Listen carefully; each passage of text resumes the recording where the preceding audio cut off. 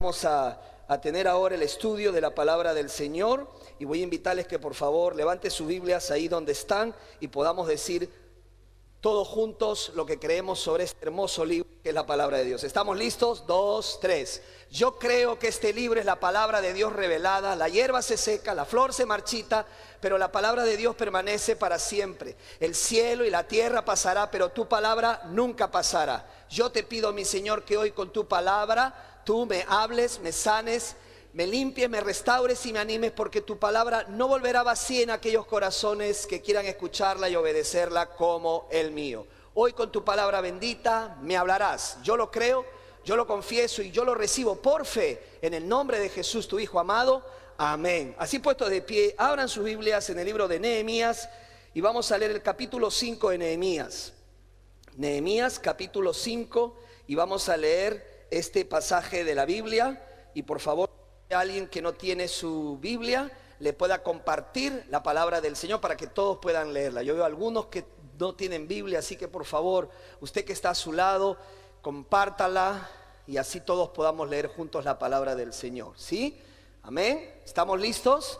Vamos a leer entonces Nehemías capítulo 5. Dice así el versículo 1: Entonces hubo gran clamor del pueblo y de sus mujeres. ¿Contra quién? Sus hermanos judíos.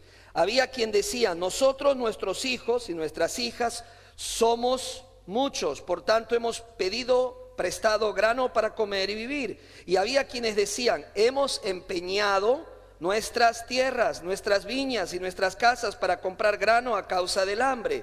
Verso 4. Y había quienes decían: hemos tomado prestado dinero para el tributo del rey, porque nuestras tierras sobre nuestras tierras y viñas. Y verso 5 dice: ahora bien, nuestra carne es como la carne de nuestros hermanos, nuestros hijos como sus hijos. He aquí que nosotros dimos nuestros hijos y nuestras hijas a servidumbre, y algunas de nuestras hijas lo están ya, y no tenemos posibilidad de rescatarlas, porque nuestras tierras y nuestras viñas son de otro. Verso 6. Y enojé en gran manera cuando oí su clamor y estas palabras. Y el último verso, el 7. Entonces lo medité y reprendí a los nobles y a los oficiales y les dije: exigís interés cada uno a vuestros hermanos, y convoqué contra ellos una gran asamblea. Vamos a orar. Gracias, Señor, por tu palabra bendita. Te pedimos que, como siempre, cada domingo tú nos hables a través de ella. Usa este vaso de barro para la gloria y honra tuya. En el nombre de Jesús oramos así, amén. Tomen asiento, mis amados hermanos y amigos. Damos la bienvenida a todos ustedes que están aquí. No sé si usted tuvo oportunidad de saludarse, pero le damos a toda la más cordial bienvenida. Los que están viéndonos a través de nuestras redes sociales, también queremos darle gracias por sintonizarse con nosotros.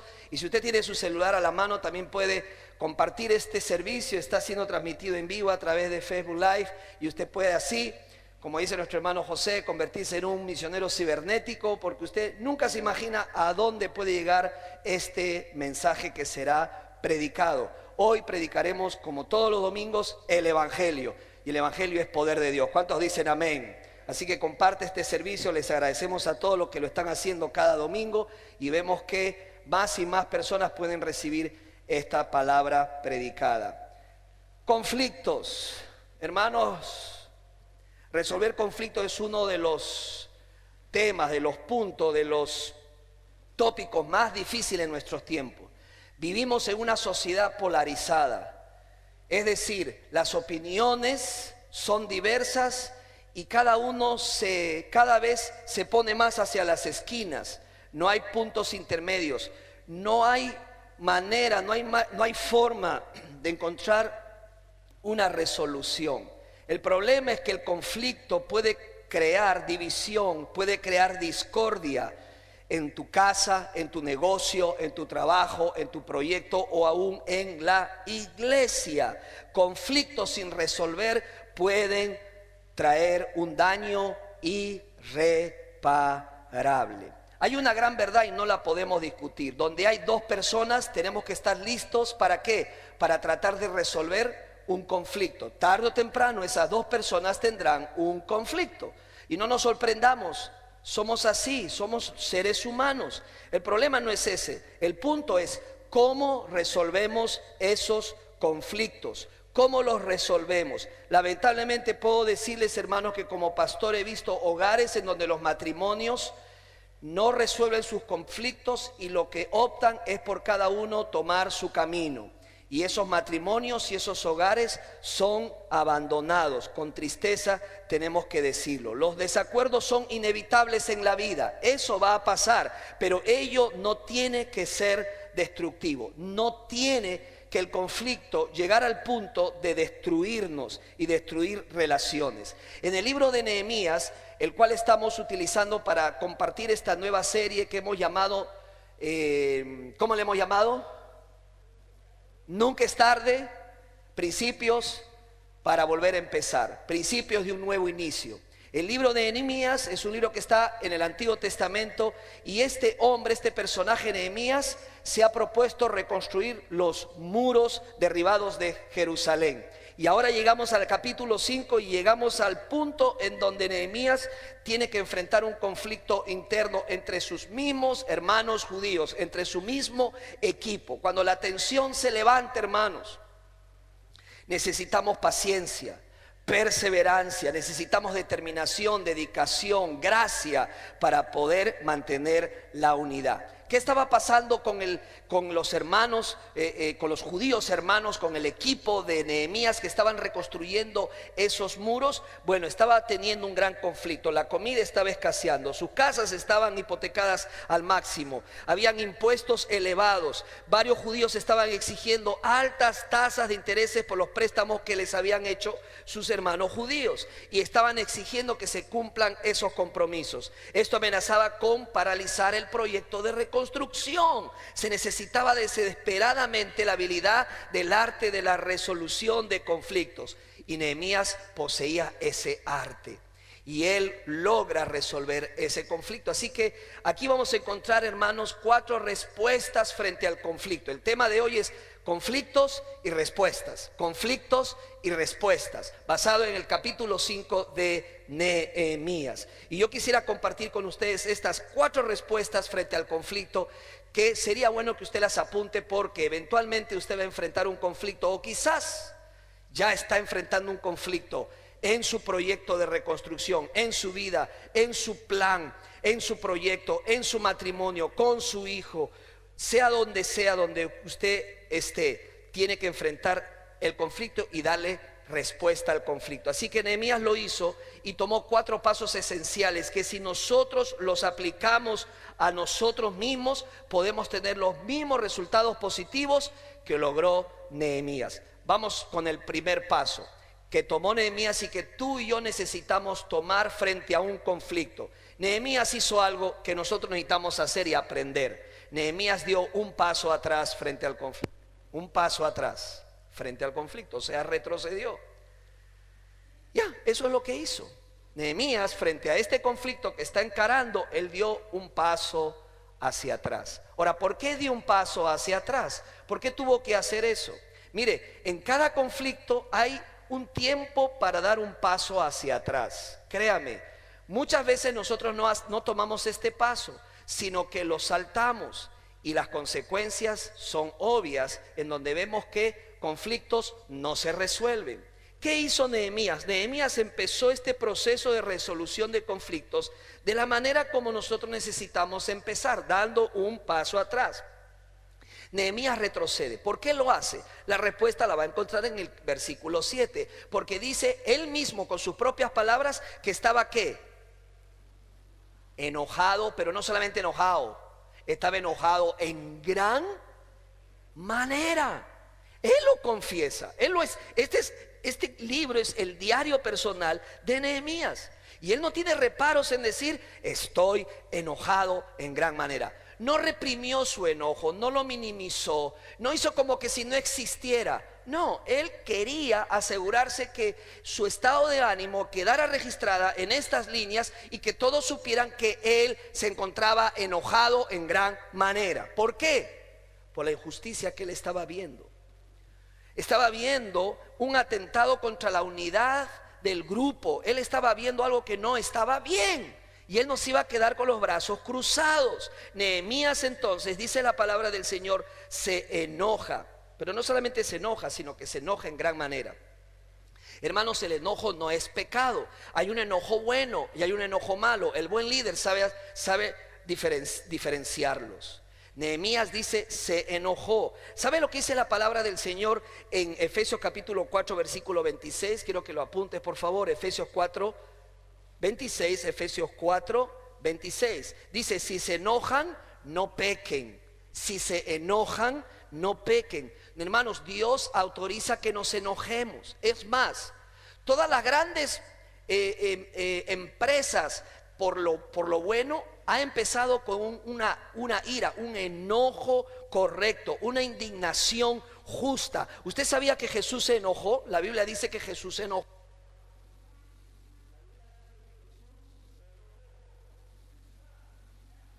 Yo me voy a enojar. Se enojó. Tú puedes enojarte sin pecar. ¿Sabe lo que dice la Biblia? No se ponga el sol sobre vuestro enojo. ¿Sabe lo que significa eso? No esperes mucho tiempo. Si estás enojado está bien, pero trata de resolver ese conflicto. Nehemías dio un paso atrás porque estaba enojado. Pero ¿por qué dio un paso atrás al final de cuentas? La respuesta está en el versículo 7. Mira el versículo 7. Dice, entonces, ¿qué dice? Medité. ¿Sabe por qué dio un paso atrás? Porque él necesitaba ¿qué? Meditar. Él necesitaba pensar qué tenía que hacer al respecto. Hermanos, eso es lo que nosotros no hacemos. La Biblia nos exhorta que antes de hablar necesitamos pensar, pero es lo que menos hacemos. Somos dados a ¿qué? Ir al frente cuando estamos viendo algo, vamos con todo, como dice, y damos rienda suelta a nuestra ira y terminamos pecando con nuestro esposo, con nuestra esposa, con nuestro hermano, con nuestra hermana, con nuestro hijo, con nuestra hija, con nuestro jefe, con nuestro compañero de trabajo. ¿Por qué? Porque nos hemos saltado un paso muy importante. Cuando hay un conflicto tiene que haber un tiempo de retroceso, tiene que haber un momento de dar un paso atrás para pensar. ¿Sabes lo que dice la palabra del Señor? Que Nehemías dice, dio un paso atrás. Y vaya conmigo al versículo 7 que estamos leyendo. Dice, entonces lo medité y luego hizo lo que hizo. ¿Qué hizo primero? Meditó. La palabra meditar en el griego está conectada con el corazón. En otras palabras, Nehemías se apartó para escuchar a su corazón.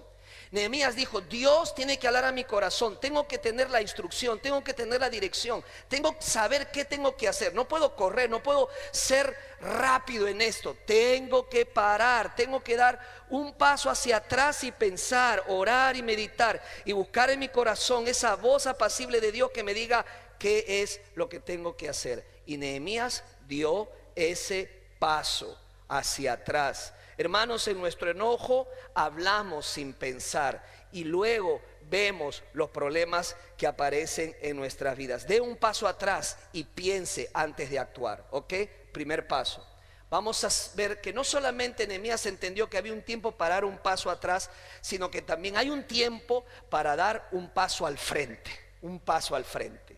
O sea, en otras palabras, él luego de dar ese paso atrás, meditar y orar, dio un paso al frente y confrontó el conflicto, como lo vemos en el versículo 7. Mira nuevamente lo que dice la palabra del Señor. Dice en el versículo 7 de capítulo 5 de Nehemías. Dice, entonces lo medité y reprendí a los nobles y a los oficiales y les dije, exigís interés cada uno a vuestros hermanos, y convoqué contra ellos una gran asamblea. Hay un tiempo para dar un paso atrás, pero también hay un tiempo para dar un paso al frente y enfrentar la situación. Dice que él dio un paso al frente y reprendió a los nobles y a los oficiales por lo que estaba haciendo. La palabra de Dios dice específicamente en el Sermón del Monte, hablando de las bienaventuranzas, Jesús dijo, bienaventurados los pacificadores. En otras palabras, bienaventurados los hacedores de paz. Amén.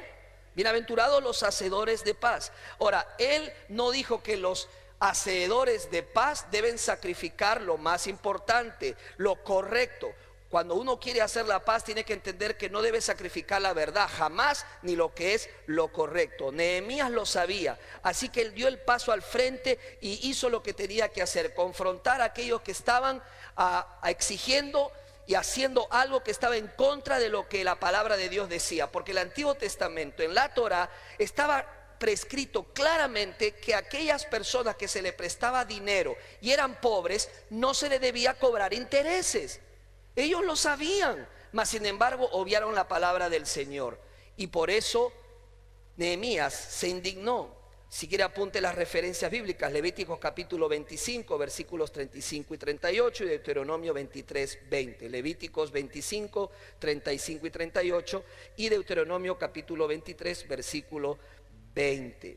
Así que Nehemías, hermanos, no solamente se quedó dando un paso atrás. Escuche lo que le voy a decir: hay muchos que solamente dan un paso atrás, pero nunca dan un paso al frente. Si pretendemos resolver los conflictos solamente con dar un paso atrás, vamos a crear más conflictos.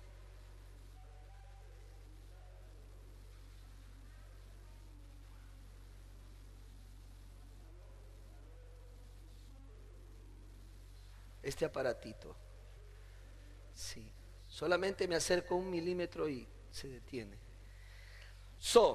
Entonces, de un paso atrás, medite, y luego tiene que dar un paso al frente. Déjeme darle un ejemplo muy claro en la palabra de este segundo paso. ¿Cuántos se acuerdan de David, el rey David? Levante la mano. Rey David, ¿todos se acuerdan del rey David? David pecó. Él tuvo relaciones con una mujer que no era su esposa.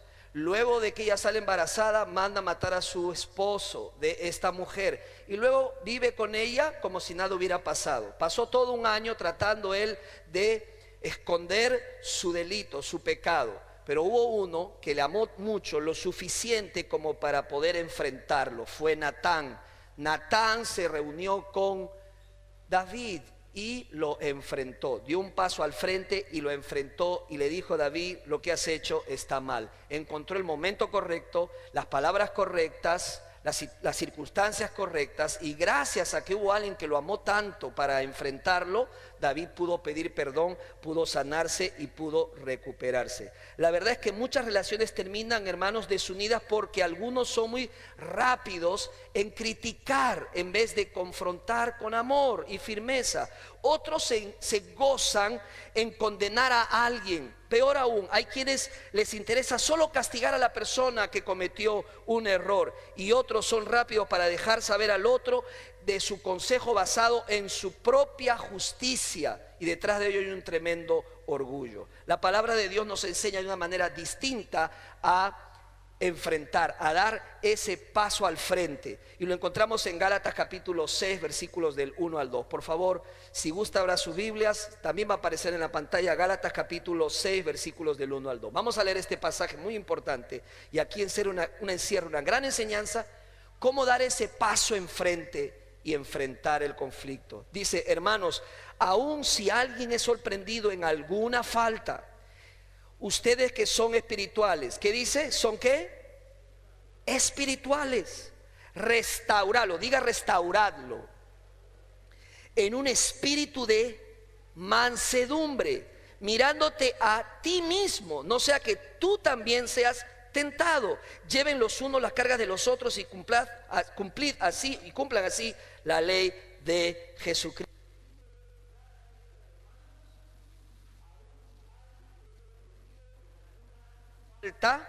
Ustedes que son espirituales, restáurenlo. Acá la clave es la palabra restaurar. Haga un círculo en su Biblia: restaurar. Y esto a veces no entendemos nosotros cuando vemos a alguien que es sorprendido en alguna falta. La intención es ¿cuál? Restaurarlo. Ahora, ¿qué significa la palabra restaurar? Es un término griego, viene de un término griego. Vamos a cambiar de micrófono. ¿Está bien este? Ok. Ahora sí. La palabra de Dios nos enseña que nosotros necesitamos restaurar. Restaurar viene de un término griego médico. Es lo que hace un médico que atiende a un hombre que tiene un hueso dislocado. Es decir, es un médico que pone en su mismo lugar ese hueso dislocado. Si por ejemplo es un brazo, lo pone en su sitio, lo repara para que sea nuevamente útil para el uso que fue diseñado. Eso es restaurar. La Biblia dice que nosotros necesitamos restaurar a las personas. ¿Para qué? Para que una vez recuperadas, reparadas, puedan volver a ser útiles en el cuerpo de Cristo. Amén. Ahora, ¿quién es el médico de médicos?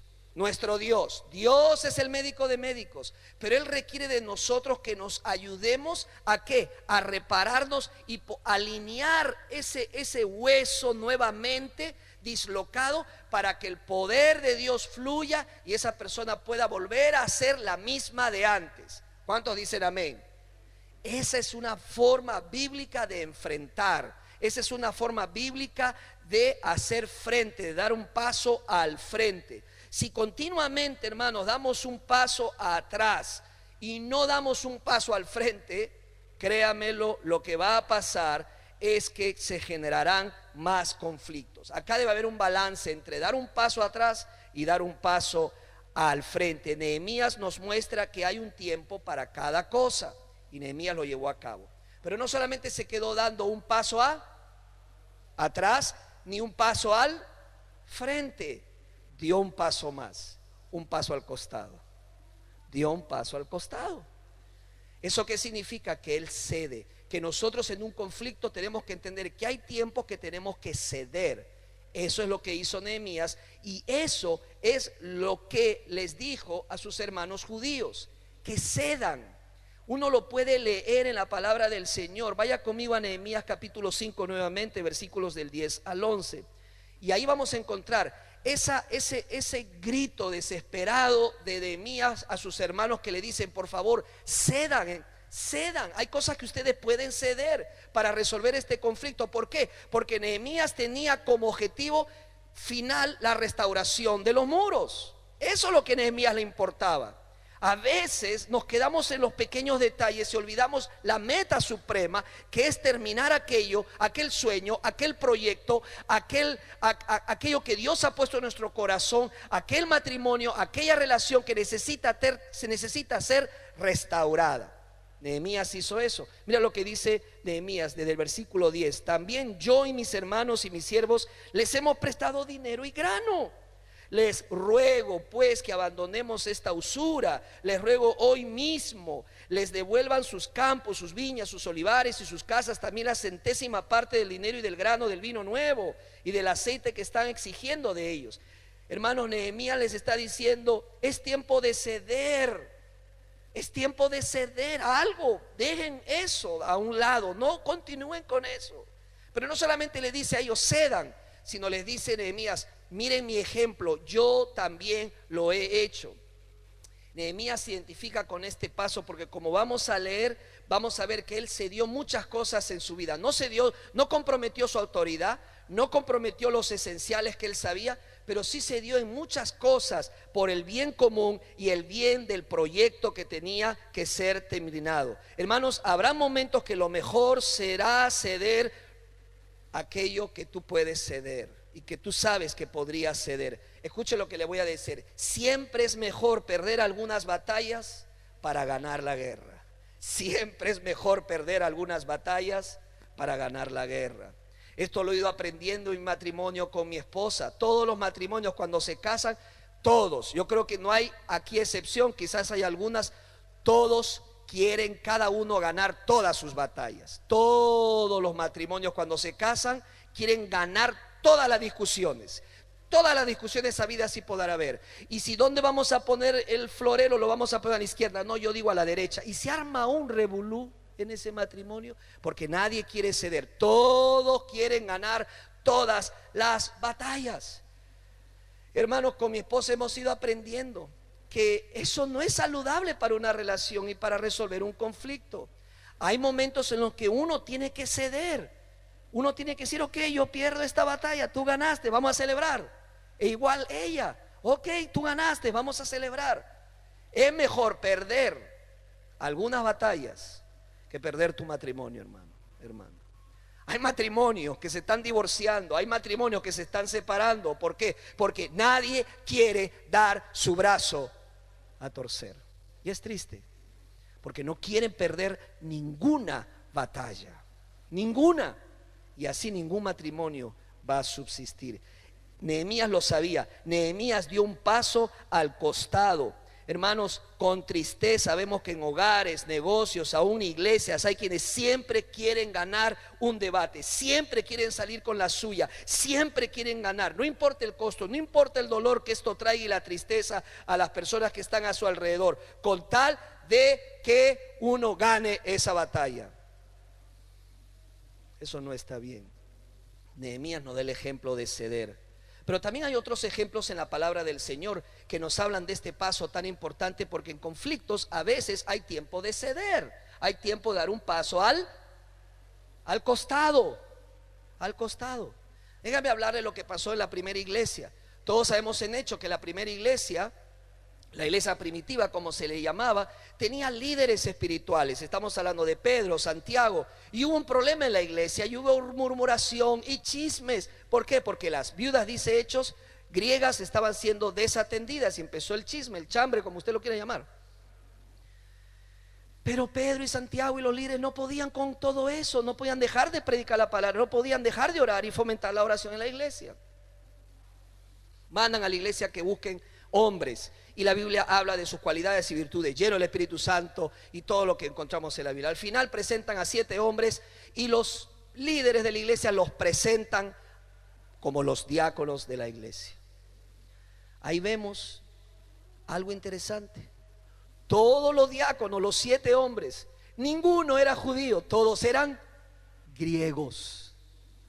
Se dieron por el bien de la iglesia. Y al final el conflicto se resolvió. Nehemías no solo dijo lo que tenía que hacer, sino que además él mismo dio el ejemplo y cedió. Vamos a terminar leyendo el capítulo 5 y vamos a leer el versículo 14 para que usted vea todo lo que cedió Nehemías. Dice el versículo 14: también desde el día que me mandó el rey que fuese gobernador de ellos en la tierra de Judá, desde el año 20 del rey Artajerjes hasta el año 32, 12 años, ni yo ni mis hermanos comimos el pan del gobernador.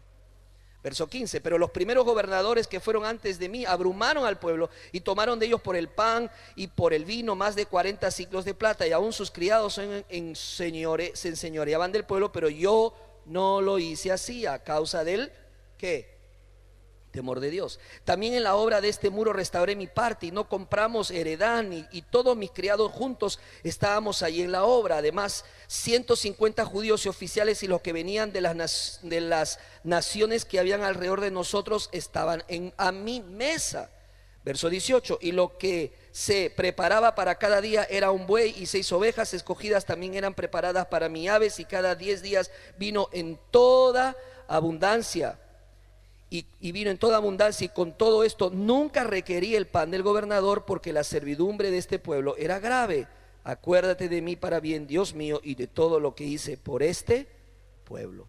Todo líder da el ejemplo pidiendo aquello a los demás. Como padres, hermanos, no puedo retar a mis hijos diciéndoles: hagan lo que yo digo, pero no lo que yo hago.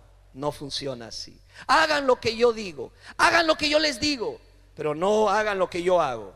No funciona. Si queremos ser restauradores verdaderos de nuestros hogares, de nuestros hijos, de nuestros matrimonios, de nuestro negocio, de nuestra iglesia, tenemos que ser consecuentes con lo que nosotros enseñamos, viviéndolo también.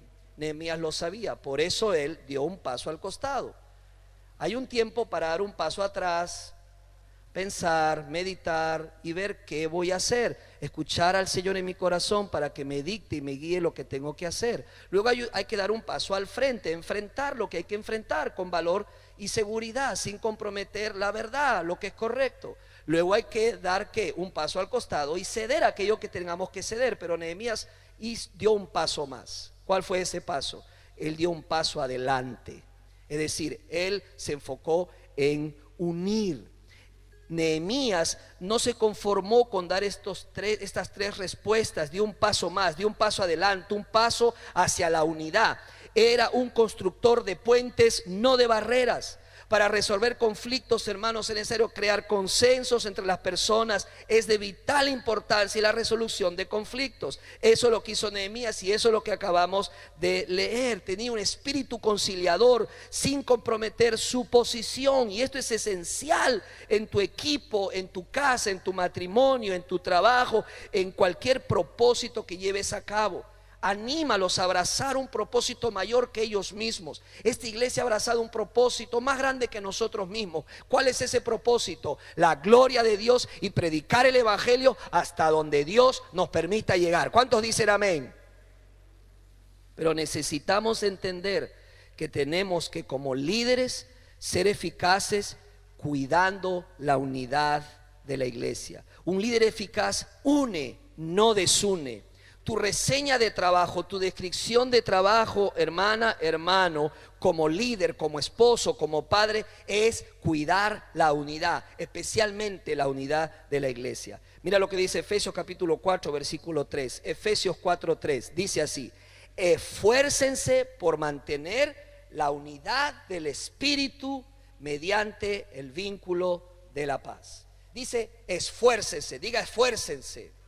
Hermano, esforzarse es hacer un esfuerzo intencional, es hacer tu mejor trabajo, tu mejor esfuerzo, tu mejor iniciativa, que conlleve esfuerzo, sacrificio, dedicación, intención. Esfuérzate por mantener la unidad del Espíritu mediante el vínculo de la paz.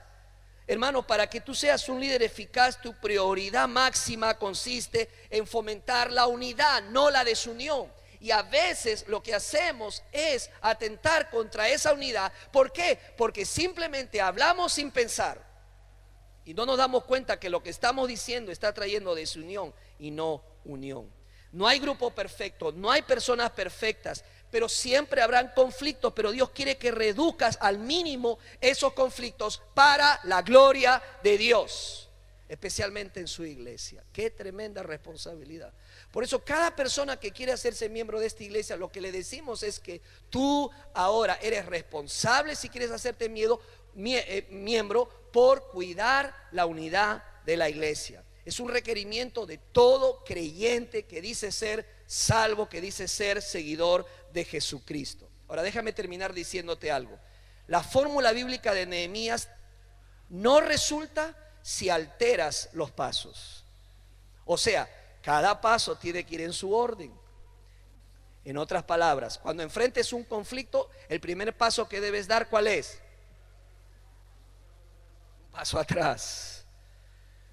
El segundo paso es un paso al frente. Enfréntalo, enfrenta la situación, enfrenta lo que está delante tuyo. El tercer paso es un paso al costado.